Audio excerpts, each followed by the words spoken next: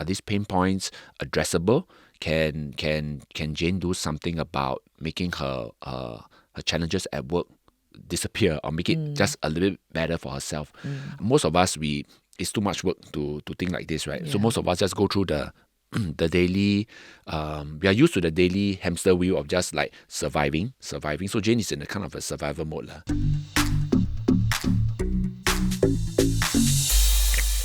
Now, today's question was sent in by our listener, Jane.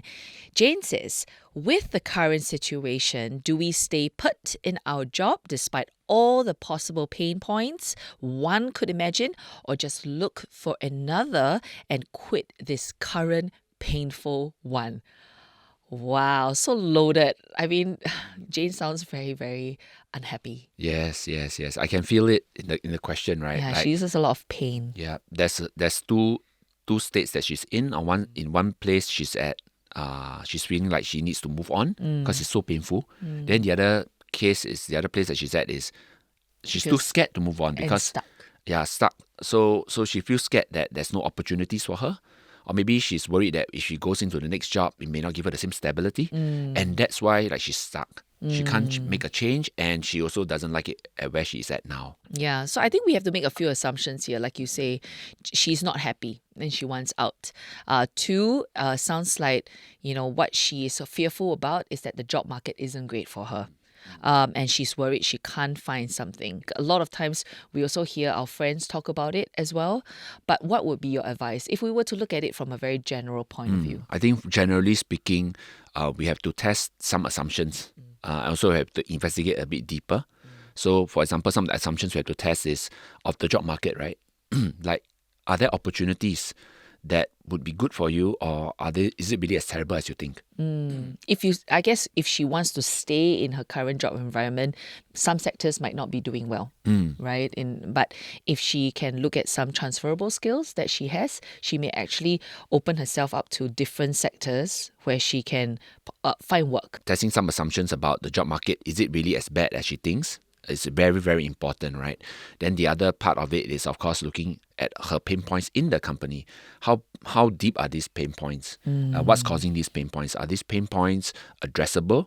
Can Jane do something about making her challenges at work disappear or make it just a little bit better for herself? I think these are the perspectives generally we should look deeper into. But most of us, it's too much work to think like this, right? So most of us just go through the daily, we are used to the daily hamster wheel of just like surviving. So Jane is in a kind of a survival mode lah. Yeah. She's like just kicking the can down a little bit every day. Yeah. So, but it's painful. It's Yes. painful. Yeah. Yeah.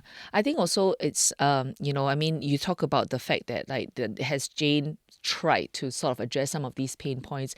Perhaps she could have, and she is still not getting any good progress out of that. But also, if she hasn't, then it will be a good time to talk to somebody about it. Because it's very difficult. I mean, I've been in a situation before where you are stuck in that silo where you just feel that everything is against you and there's no other possible solutions because you haven't really spoken to other people who might give you certain solutions that may work. Yeah. I think when we look at the pain points, there are some that we can address and some we cannot. So for example, if we are working in a job and a lot of these pain points come from, let's say, a toxic work environment, you got really, really nasty boss. Yeah. And you realize that you can't change people, right? You can't change the culture by yourself. So then those become pain points that is not addressable. And if those are the pain points not addressable, then maybe, Jane should really go and check out the job market, right? Right. But if today the pain points are self-inflicted within our control, for example, being burned out from work, right? Not setting clear boundaries. Not setting clear boundaries at work. Or maybe you feel like you feel really very disengaged with your work. Your work, you've been doing it for, let's say, X number of years and you're bored. And then doing the same work again feels like you're not being rewarded. Or maybe it could be you feel like you are not being treated fairly because you've been passed over for promotions for a number of years. And then this become painful. Right. So if those are the type of pain points within Jane, then perhaps it's important to address those things because some of these can carry forward into any other job that she moves into in future. One thing that we are very, aware of is that we're not here to tell Jane to quit your job just because it's painful, and that don't worry, we're not here to give you advice to say don't worry, there will be a job out there for you and everything, because we recognize that not everyone is in a privileged position to be able to just quit a job and look for something else and have enough finances to tide yourself through while you are interviewing. So I think the first thing would be to, before you actually get to that stage, really also relook at your finances before you decide to throw in the towel.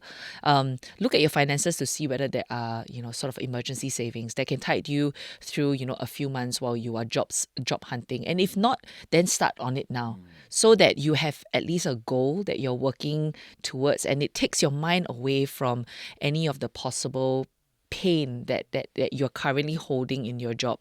And I think I would suggest is to also identify silver linings. Yes, the job may be painful, but I think on a daily basis, if you were to break it down into just very small different things, there could be things that you are thankful for. It could be like you at least you have one nice colleague, or your office pantry is well stocked. It's kind of nice, or you have a bit of transport allowance, which not a lot of people get. I mean, just so I would say look for these silver linings that can get you through the day while you plan for your exit strategy. Yeah. So I think for Jane, really deeper consideration, Jane needs to really lay out all the cards. Look deep into the pain points. Why is it like that? Look deep into the assumptions, and then start to maybe decide what you want to do. Yeah. Do you want to tackle the pain points? Are they within your control? Do you want to challenge some assumptions? That means that you have to do some homework, you have to do some research, or could be you just end up not doing anything and just feeling stuck, right? So all these are possible end goal or end states that Jane can find herself in. It's really very easy for someone to just say, I don't want to do anything, and just feel stuck. That's the reality of many people with similar questions like this. And they just hold this question on every single day. Hopefully something will change. But actually what they're really waiting for is like things to get worse. Then after that, then they will kickstart into like, okay, I need to address some of these pain points, or I need to start to look out already. So Jane, my advice to you is be brave to investigate deeper. Don't just kick down the can, and don't wait anymore. If this is really the feeling of being stuck, I don't know for how long already. It could be years. So maybe this is the right time to do something about it. Well, Jane, I hope our conversation here has been helpful to you. I think you know deep down in your gut what is the best option for you, and be brave. Take your time to get there. Plan properly. But yeah, write in back to us if things get better, or even if things get worse and you just need a listening ear. We are here to help and to listen. If, like Jane, you have a work-related question, do write into us. We are at cnapodcasts@mediacorp.com.sg. We're also on Spotify, Me Listen, Apple Podcasts, and YouTube, where a video version of this is at. I'm Gerald. And I'm Tiffany. Have a great work week ahead. And remember, life's too short to just focus on work.